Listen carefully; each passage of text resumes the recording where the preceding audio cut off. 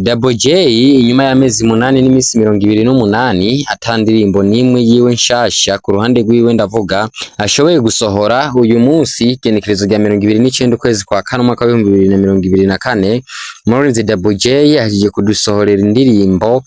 yashoboye gusohora iri ku masanamu y'uku rwego rwo hejuru aho ubona neza yuko ari indirimbo itafatiwe hano mu gihugu cy'u Burundi canke hano muri Afrika ndetse canke hano muri East Africa ikaba ari indirimbo yashoboye gufatirwa ama image nkuko tubivyerekwa n'amasanamu hanze y'igihugu ndavuga mu bihugu vya Burayi niyo ndirimbo ya Double J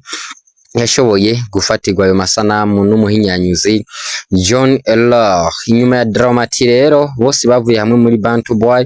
inyuma ya Dramati gusohora indirimbo Double J nawe nyene yashoboye gusohora indirimbo yashoboye kwita ntabikunda abarinzi bose ko ari babiri yaba Dramati canke Double J izo ndirimbo zasohotse uyu munsi ushobora kuja kuzikurikirana ku mbuga zabo wanditse Dramati urayibona wanditse Double J urayibona izo ndirimbo kandi akabijya karimwo nuko izo ndirimbo zitakorewe hano mu gihugu zose uko ari zibiri zikaba zakorewe hakurya ya Kanyaru aho ubona producer bazikozemwo ari abo hakurya ya Kanyaru ndavuga mu Rwanda amasanamu nayo izo ndirimbo nayo nyene ukaba uyabona ku rundi rwego rushimishije sinahava mvuga byinshi kuko nahava ndakorambira cyangwa kibaza ko ndiko ndakubesha